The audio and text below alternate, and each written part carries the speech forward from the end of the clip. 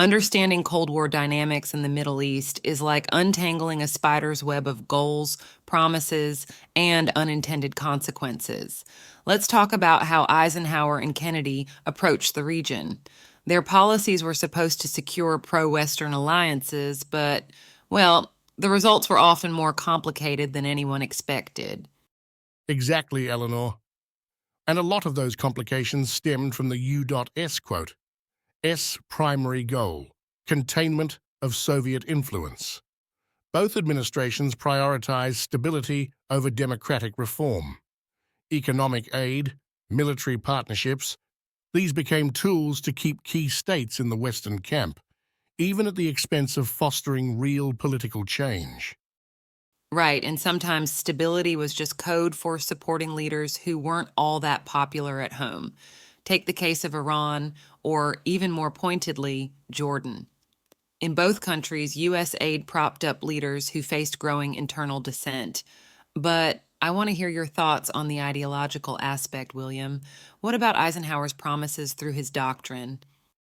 The Eisenhower Doctrine was a cornerstone of U.S. policy, introduced in 1957. It promised economic and military support to any Middle Eastern country resisting communist aggression. Yet, in practice, it often seemed more aspirational than effective. One example would be Lebanon in the late 1950s. The political upheaval there, right?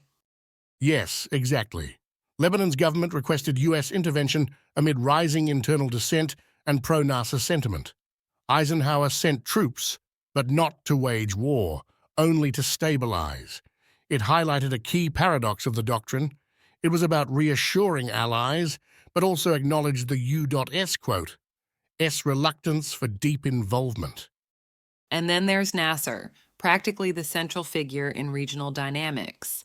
His role was fascinating because he managed this balancing act, championing anti Western nationalism while still dealing with the West when it suited him. Yes, Nasser is a fascinating case study. He successfully played both sides of the Cold War in ways that redefined regional influence. For example, his 1955 Czech arms deal showed that he wasn't afraid to pivot towards the Soviets when Western aid didn't meet his expectations. And yet, he wasn't a communist. His goals were rooted in Arab nationalism, which often conflicted with Moscow's objectives. This made him both a challenge and an opportunity for the U.S. He also redefined what anti colonial leadership looked like, didn't he? His focus wasn't just on Egypt, but on creating a broader pan Arab identity. But let's connect this back to Jordan because that's a really unique balancing act. William, help me untangle that one. Jordan under King Hussein epitomized the tension between maintaining internal stability and navigating external pressures. Hussein leaned heavily on U.S. support while constantly negotiating relations with neighboring Arab states. For a small country, Jordan carried immense strategic significance, from geography to alliances. Right. And that balancing act sometimes meant walking a tightrope between accepting U.S. aid and appeasing Arab nationalist audiences. It's just so tangled. And honestly, the legacy of these policies, it's, well, it's still playing out in the region today. Speaking of these intricate Cold War dynamics in the Middle East, it's fascinating to consider how these strategies are still influencing regional policies today. And as we untangle more of these threads, we want to thank you, our viewers, for joining us in exploring these complex but critical moments in history. Absolutely. And supporting the podcast is one way to ensure that we can continue unpacking these intricate dynamics with you. Whether it's subscribing, following, or sharing, your contributions make a significant difference. That's right. By subscribing, you'll gain access to all our latest episodes, plus it helps us bring you more thoughtful discussions like this one. This is your chance to keep the conversation going and explore these fascinating historical crossroads together. Indeed. And as we embark on the journey through the nuances of U.S. foreign policy and its long-lasting impacts, your support is invaluable. Every viewer plays a role in keeping this dialogue alive and impactful. So, why wait? Hit that subscribe button right now, and thank you for being a part of this community. Now, where were we? The 1953 Iranian coup. It's a perfect next chapter in the story of Cold War intrigue in the Middle East. Right, the 1953 Iranian coup. It's such a pivotal moment. On the surface, it was framed as a fight against communism, but there's so much more beneath that narrative, isn't there?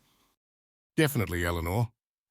The coup, organized by British and American intelligence, centered on safeguarding Western oil interests. Prime Minister Mohammad Mossadegh's move to nationalize Iran's oil fields had deeply alarmed Britain, and the US saw a threat of Soviet expansion if Iran destabilized further. Restoring the Shah was seen as a way to secure a pro-Western government. Right, but the aftermath was messy. While the Shah's reinstatement maintained Western access to oil, it also laid the groundwork for decades of political unrest. The Iranian public's mistrust of foreign intervention only deepened, creating long-term instability that would culminate in the 1979 revolution.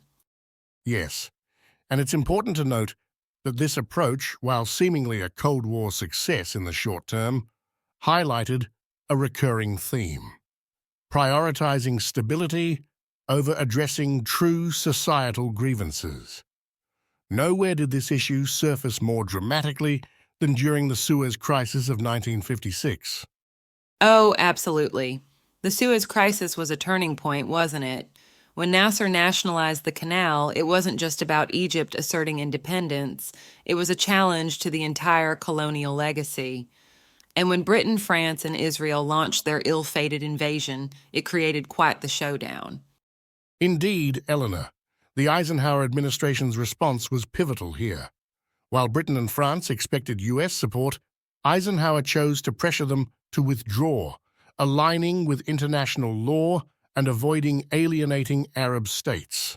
This response, while principled, damaged US-UK relations temporarily and reshaped perceptions of Western dominance in the region. But it also gave Nasser a symbolic victory, didn't it?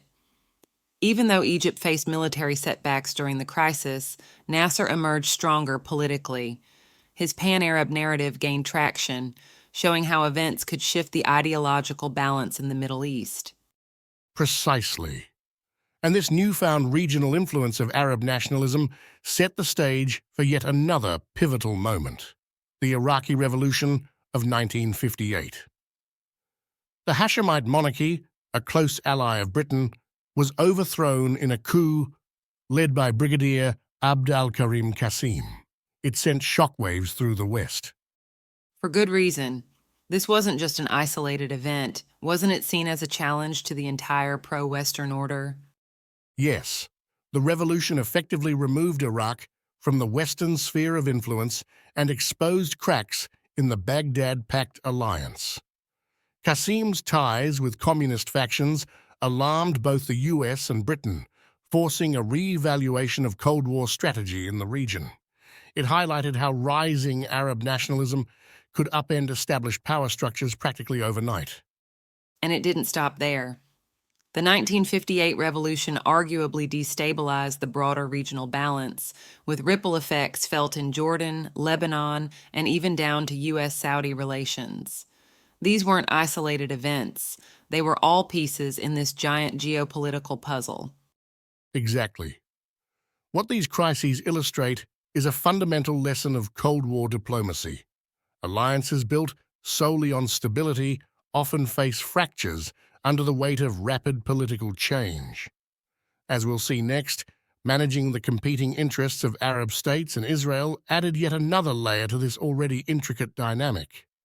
And speaking of those competing interests, the U.S. found itself in a constant balancing act.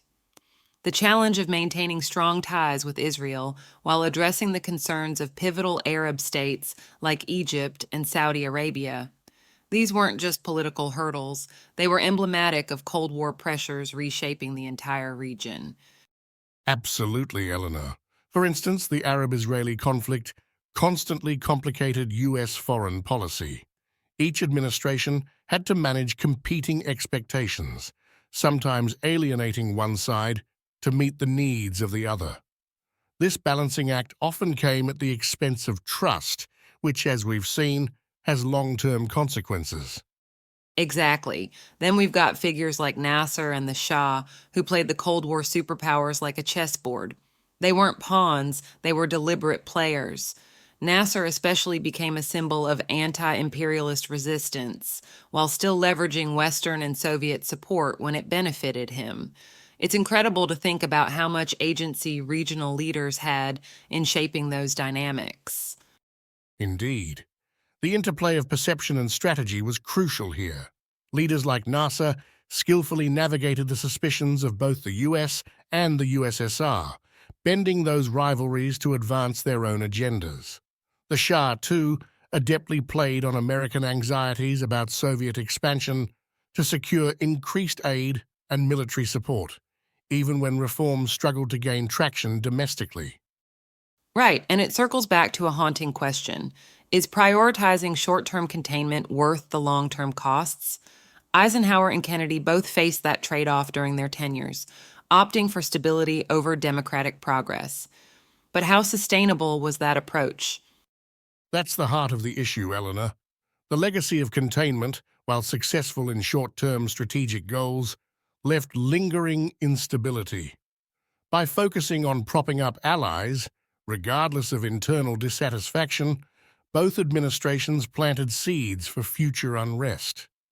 This was most evident in examples like the Iranian Revolution of 1979, decades in the making. And we still see those reverberations today. U.S. alliances in the Middle East remain complex, and the echoes of Cold War policies are everywhere, whether in the dynamics of democracy, nationalism, or even economic strategy. It's like a historical ripple effect that never quite stopped. Precisely. These policies underscore how pivotal the Cold War era was in shaping the modern Middle East. The challenges of maintaining uneasy alliances, reading the intentions of regional leaders, and deciding between containment and reform. These are questions that still resonate in U.S. foreign policy today. And with that, we come full circle. Navigating these geopolitical complexities requires looking back at these lessons in strategy, perception, and compromise. Hopefully, this helps all of us understand how history can inform future decisions. Indeed, Eleanor. And on that note, thank you all for joining us on this deep dive into Cold War dynamics in the Middle East. The conversation doesn't stop here, though. Keep exploring, keep questioning, and as always, stay curious. Couldn't have said it better myself. Until next time, take care and see you soon. Thank you for tuning in to the Power Book of Podcasts. If you enjoyed this episode, don't forget to hit the subscribe button and join our growing community. Click the bell icon so you never miss an update. We have so much more inspiring content coming your way.